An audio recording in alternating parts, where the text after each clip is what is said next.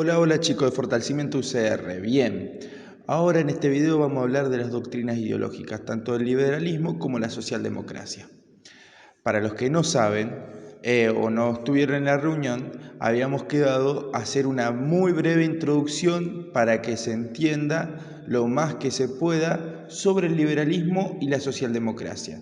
A esto le agregamos también los gobiernos populistas latinoamericanos.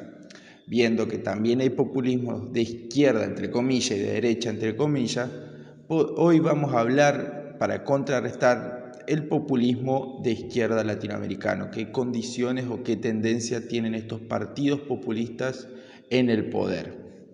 Sin más que decir, vamos a saltar al liberalismo.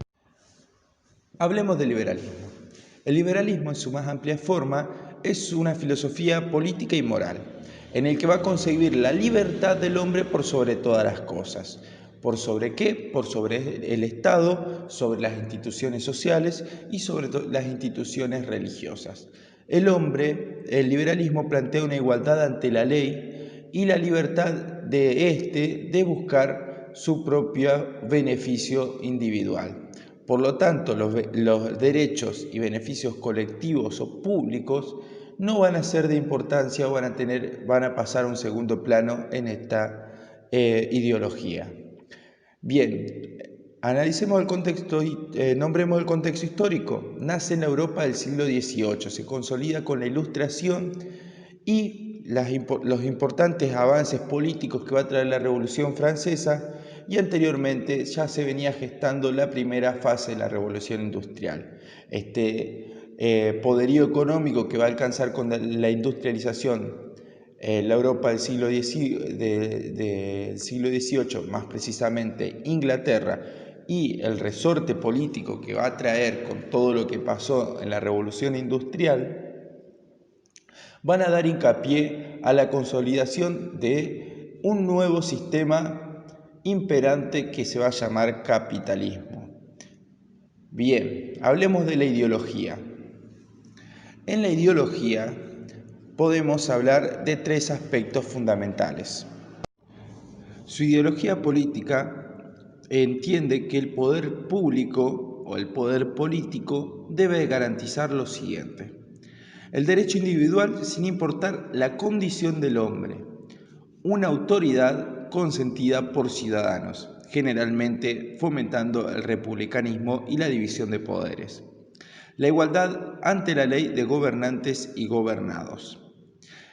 Esto se entiende en un contexto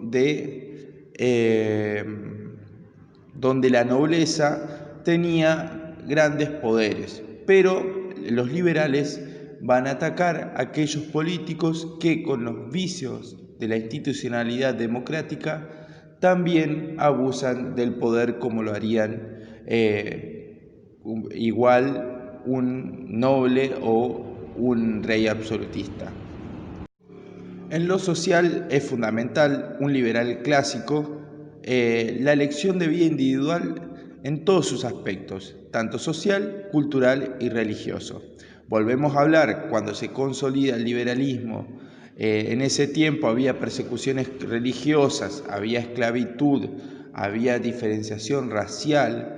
Todas esas injusticias la va a revelar o la va a protestar el liberalismo. Por eso se habla de esta libertad religiosa, cultural y política.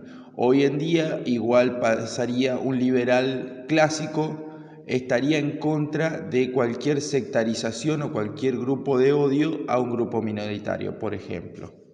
Pero lo que más le compete, lo que más se protesta un liberal clásico hasta un conservador liberal, van a ser la defensa económica. En este van a priorizar la defensa de la propiedad privada sobre el poder público. El Estado lo ven limitado solo a sus tareas indispensables para la defensa privada. ¿Qué significa? Que el Estado tiene que estar para resguardar tanto a las empresas como a los ciudadanos y poder garantizarles sus derechos. Indispensable, que es el derecho a la libertad. En cuanto a la economía, obviamente al tener un Estado limitado van a concebir una economía regulada por el mercado. Esta mano invisible del mercado, según los liberales, va a hacer que se autorregule por la oferta y la demanda. Cabe aclarar también, cuando se consolida el liberalismo, esta denuncia iba hacia las medidas mercantiles que tomaban los países, las monarquías absolutistas y arbitrarias, pero también hoy un liberal va a protestar obviamente por las medidas que toma el gobierno institucional a favor de el interés público por el privado. La segunda ideología entonces vendría a ser la socialdemocracia. La socialdemocracia se diferencia en sus bases, aunque en similares objetivos, del socialismo marxista y después del socialismo democrático. En este sentido, la socialdemocracia busca una igualdad del hombre, pero también no solamente ante la ley, sino igualdades económicas y introducir el término de equidad. Estas van a surgir en el contexto histórico, se van a ver por primera vez en la Revolución del 48 de Europa, en donde el republicanismo va a ganar terreno definitivamente como la ideología predominante, pero la socialdemocracia va a mostrar en Europa algunos movimientos de los trabajadores muy interesantes.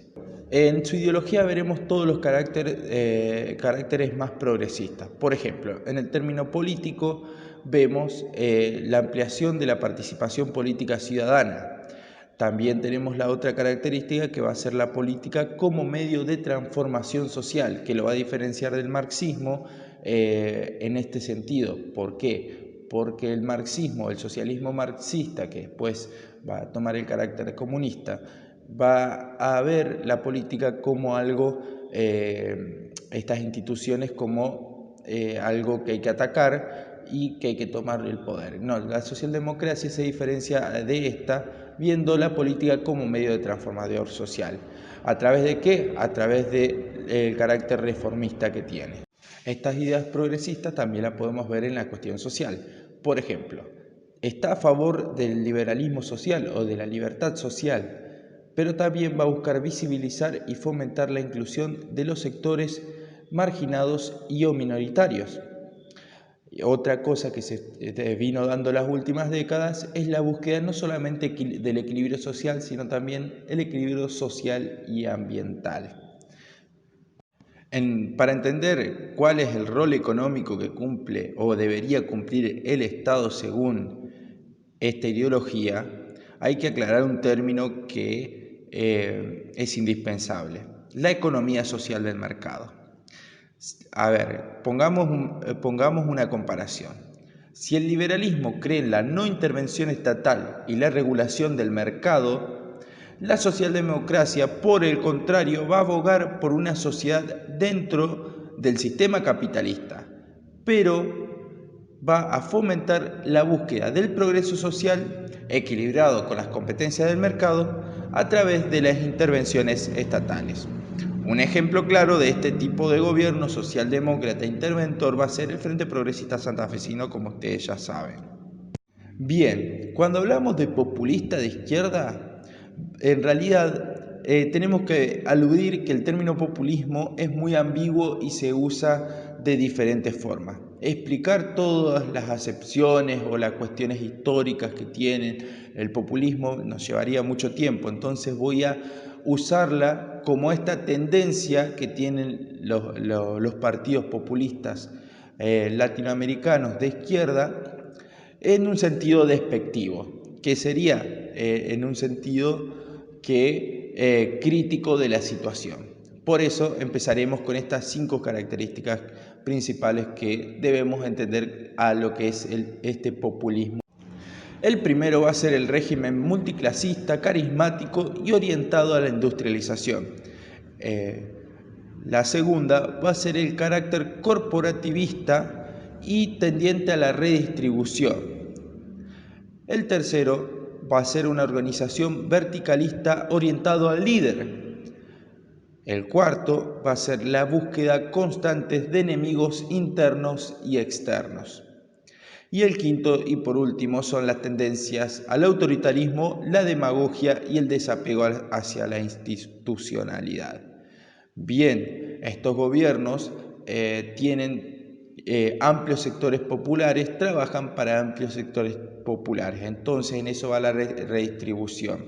Que la redistribución termina siendo un clientelismo. Este clientelismo político va a generar que el líder sea el visionario que le dio esta ayuda económica.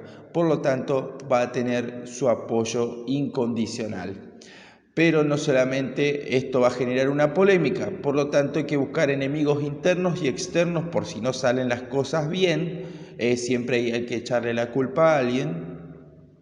Y aparte de eso, no solamente hay que echarle la culpa a alguien, si alguien no piensa como yo o como este partido, es considerado directamente enemigo o parte del problema. En el populismo de izquierda va a agarrar y muy fuerte esta frase: si no sos parte de la solución, sos parte del problema.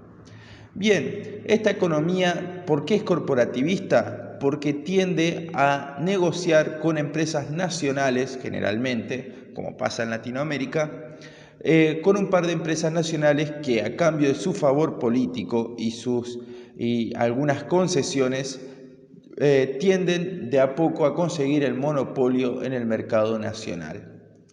Bueno, la organización partidaria generalmente va a ser verticalista porque va a estar orientado a una visión política caudillista, por así decirlo, o neocaudillista, en el sentido de apoyando a lo que es los personalismos muy críticos y arraigados. Bueno, eso es todo. Espero que les haya gustado y espero que lo hayan entendido. Cualquier cosa me escriben. Y se hizo medio largo el video, lo lamento, pero bueno, si les sirvió, muchas gracias por este espacio y por haber visto el video.